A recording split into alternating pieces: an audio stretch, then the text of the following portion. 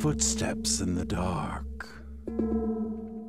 a cry in the night, the wind in the trees, and the beating of a heart all lead to Claude Chabot's Theater of the Fantastic, where this world meets the unknown. Thank you for joining us, ladies and gentlemen. Our drama concerns the theater and a woman of boundless ambition. Remember to tell them that there's a diabolical ending. Claude, do I always have to remind you not to spill the beans? I asked you to be good if you were going to participate. My friend, you're so American. What are these beans that you speak of? I simply wanted to explain. I am the narrator, so please let me tell the story. If you insist. By the way, since you mentioned beans, I think I should pick up some flageolet on my way home tonight. They are a delight with lamb. Don't you ever think of anything but food? And what is a flageolet anyway? It sounds sadistic. Merely a delicious French legume. I will invite you to dinner some night to sample some in my area in Weehawken. That is, if you don't mind coming to New Jersey. It is odd, you know, that I am living in New Jersey after my years as caretaker of an estate on an island in the Bering Sea and the innkeeper of a caravanserai on the road to Izmir. But if you do come, you shall find out how good the flageolet can be. In the meantime, I am very curious about this story of the theater you have for us tonight. You are a card, Claude. However, it makes me wonder what delightful bottle of aroma wine would suit your dish of roast lamb and, what was it, flageolet? Perhaps an earthy and complex bottle of Aroma's Long Island Inferno. That's AROMA wines from Southampton, New York. The finest Long Island vintages make even the most plebeian meal a journey into the sublime. Pick up a bottle or case today. But first, let our characters relate the strange occurrences around that odd lot that became, well, you'll see. That distinguished scholar of the theater from New Yorker University, Vera St. James, introduces our story.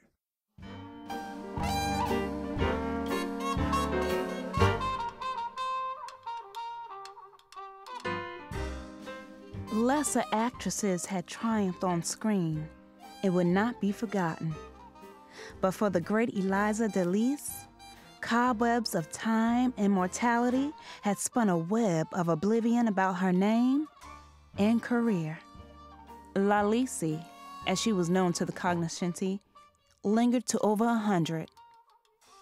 She withdrew from the world so gradually, and those still old enough to remember her thought she had died many years ago. She came to realize the true tragedy of mortality. One not only dies, but your legacy does as well.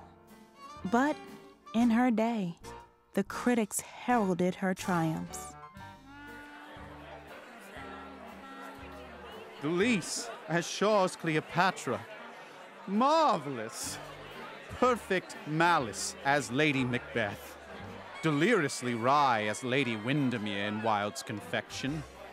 An actress with immense range.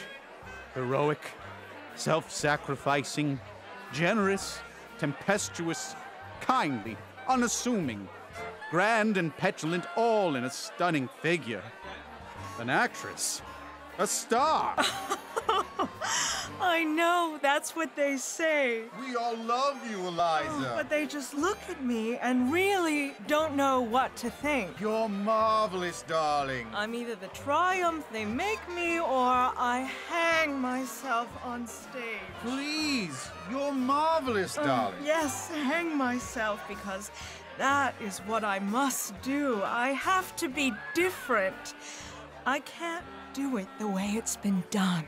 That's why you're a star. And I've been lucky because they've loved my Lady Macbeth and Ophelia and almost everything else. Naturally, because you're a legend. But what good is it when the memory of all that is a yellowing newspaper clipping? You'll never be forgotten, dear. The movies. That's the ticket. I envy those ladies up there on the screen. They call them immortals of the screen, and they're correct. You will remember me when I'm gone and my audience is in their graves. Eliza! Eliza! Eliza, over here! Eliza! Eliza, over here! Merely a face and figure for them to gape at. Though acclaim continued well past middle age, she believed that her success was fading because her youth had passed. She finally became a recluse to her house and garden.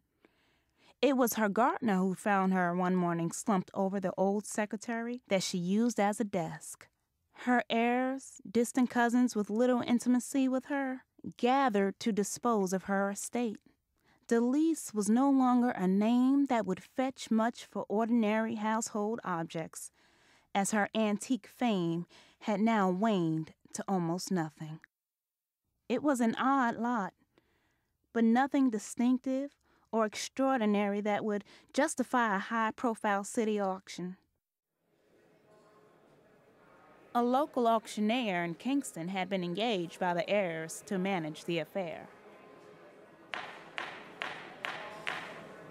What will we have for this fine secretary where the late Miss de Lis corresponded with Catherine Cornell, the Barrymore's Richard Bennett? The drawers are locked, but reputed to contain letters from the aforementioned luminaries, as well as correspondence written by the late star herself. Do I have an opening bid? How can you know what's in the drawers if they're locked? Indeed. The drawers are locked to ensure that the valuable contents are not removed before it is found a buyer. The bidding commenced, and the fine old secretary was sold to my darling Eric, a young actor living in New York City's West Village. He was doing rather well playing the character Buzz on the network soap opera Beacon Heights. In fact, he had numerous callbacks that week. The baked bean spot,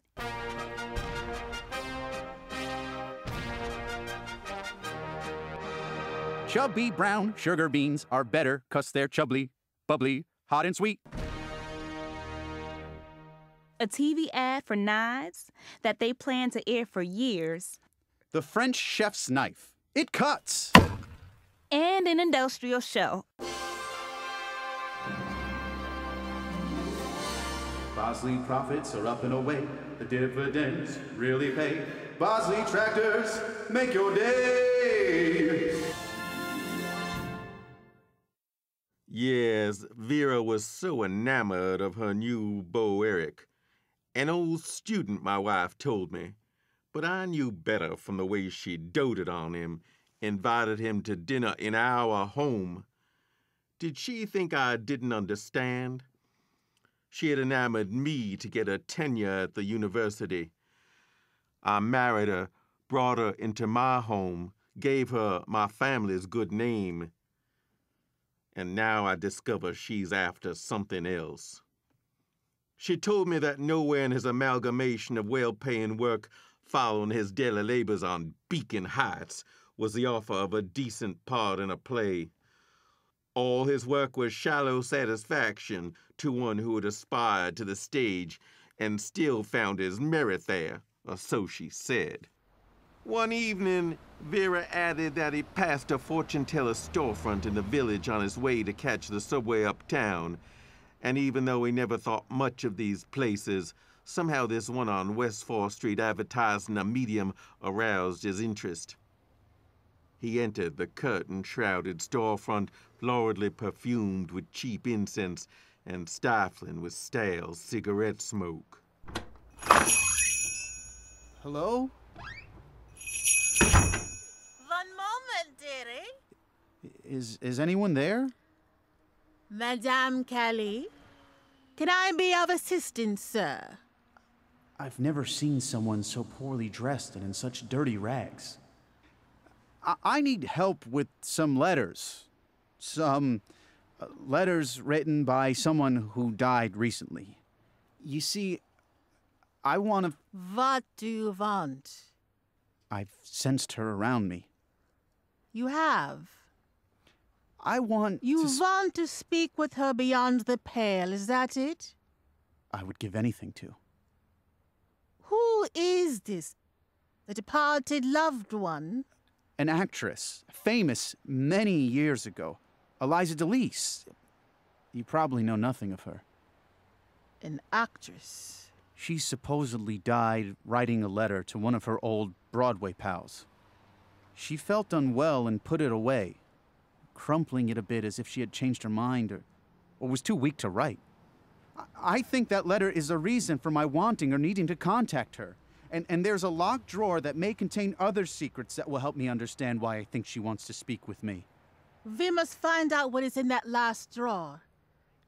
Have you spoken with her? Of course not. That's why I came to you.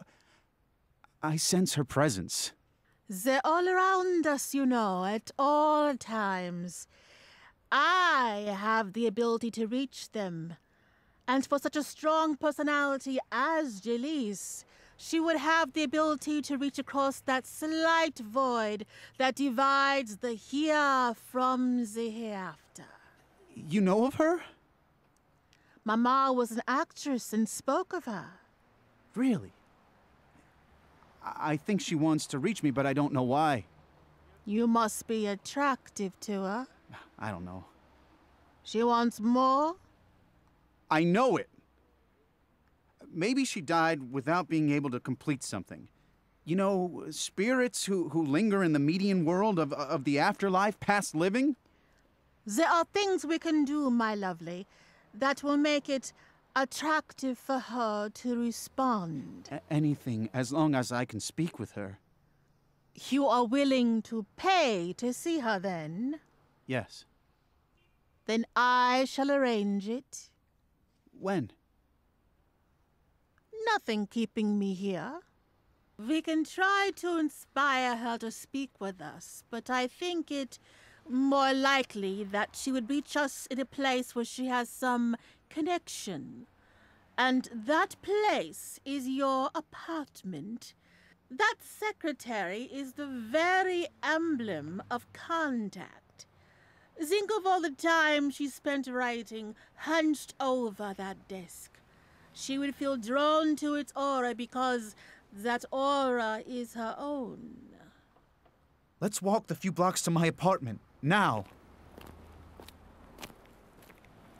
They walked rapidly through the quiet village streets as the sun slid behind a cloud to the rather tawdry little block near the waterfront that embraced his building, a Victorian tenement whose slow decay was creeping around its cornices and stoop.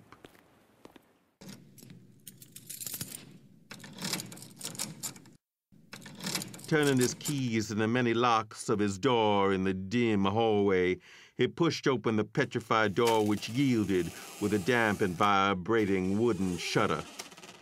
She glimpsed the secretary in his bedroom. I sense the vibrations, the energy. The spirit is almost palpable. Is that the secretary? Then make your presence known, Miss de Lis. And then, a pale figure stepping slightly forward, becoming gradually more distinct, bowing her head and lowering her eyes, as if she were a shy young girl entering the room, or an experienced actress calculating simplicity for a final bow at an extraordinary performance. She's here! Really here! Oh! Eric says she fainted when she saw the spirit, dressed in a gown of faded brocade that swept to the floor, but bent with the evidence of her body's final years. A wisp of a woman, as she was a ghost. Did someone call? Yes. Me. I'll come back when she's gone. No, please, I... Oh. Are you all right? Spirits. You had fainted. Ghosts.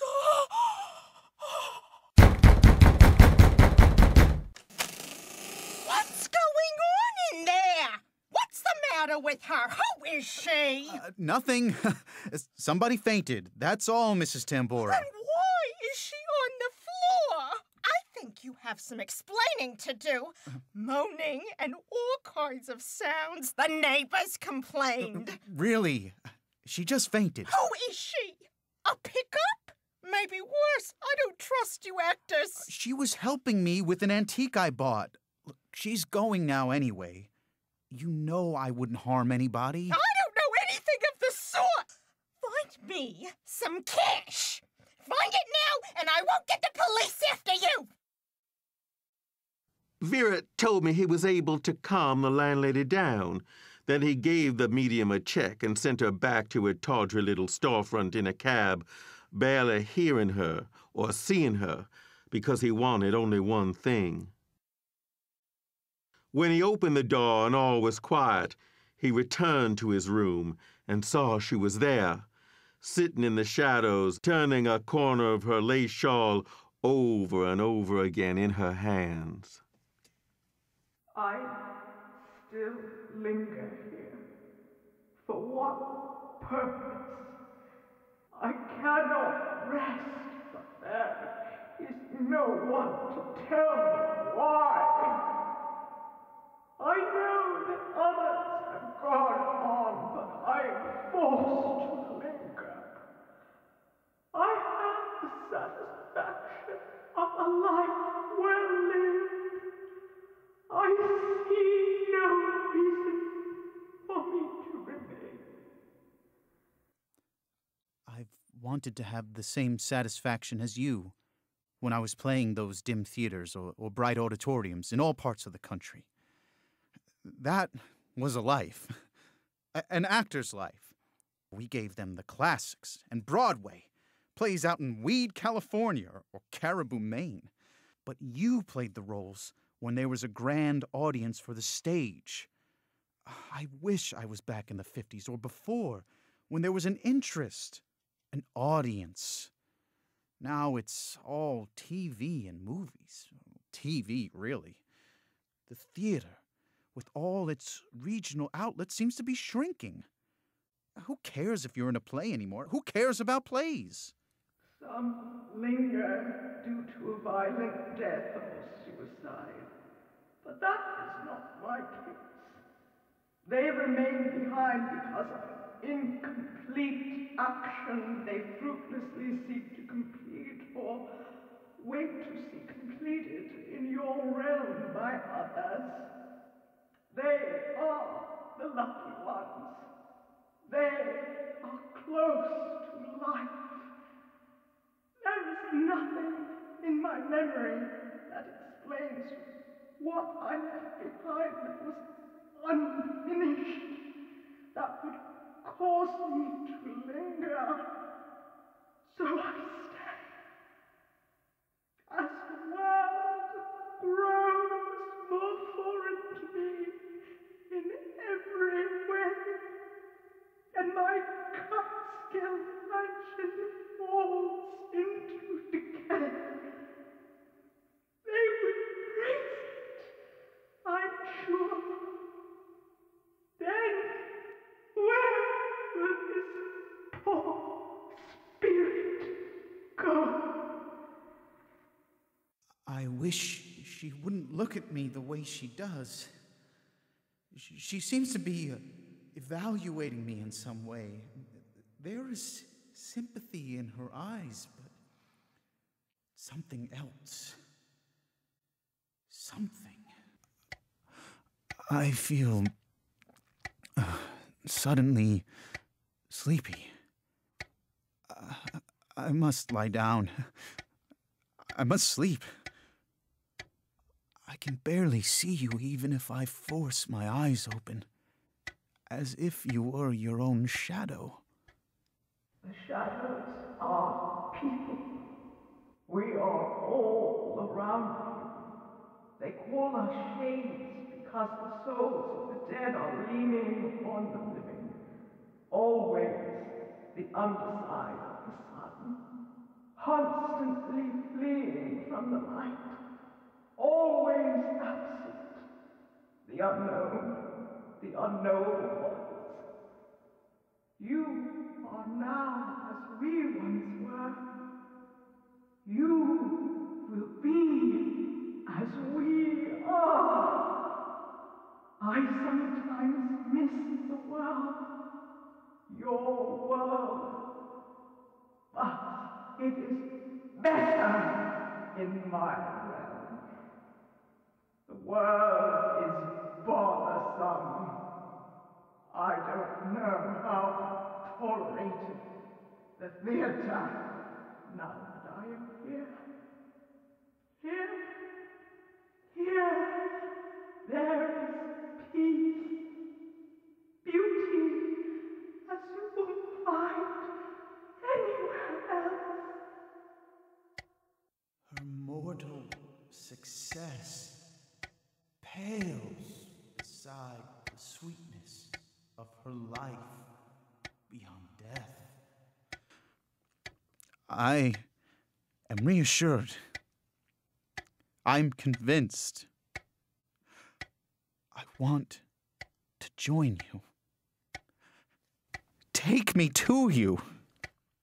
Then open that final drawer in the secretary. Open it. Join me.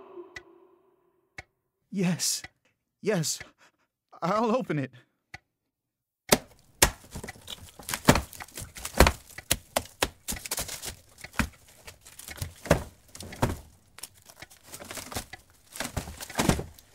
I found it. It's a vial. An empty crystal vial. Open it and breathe. Oh, it smells sweet.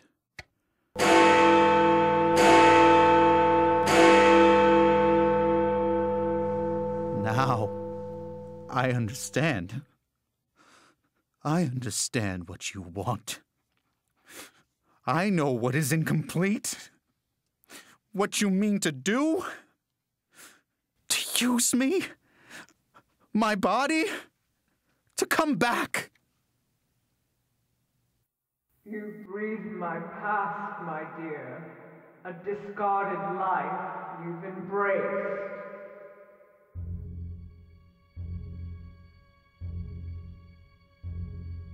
Vera told me she then stood up straight and erect.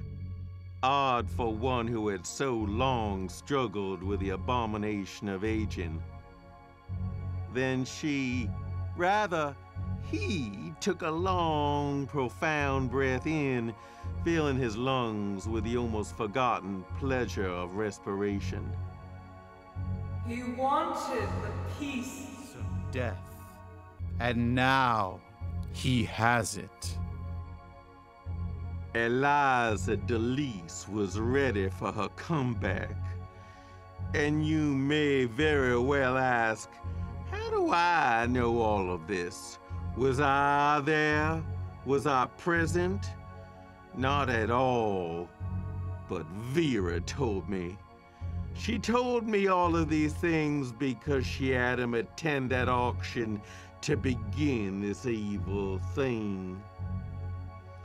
She tells me she can't stop telling me all about this, the bitch, that she and Eric are going to be quite the couple, a glamorous, wealthy celebrity couple someday soon.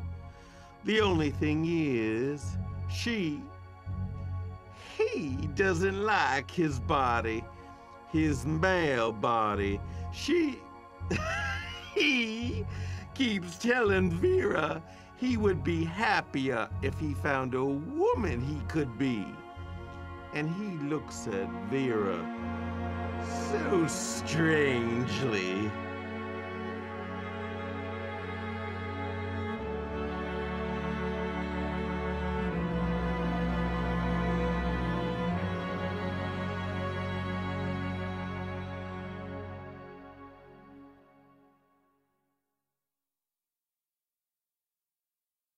Our cast is included.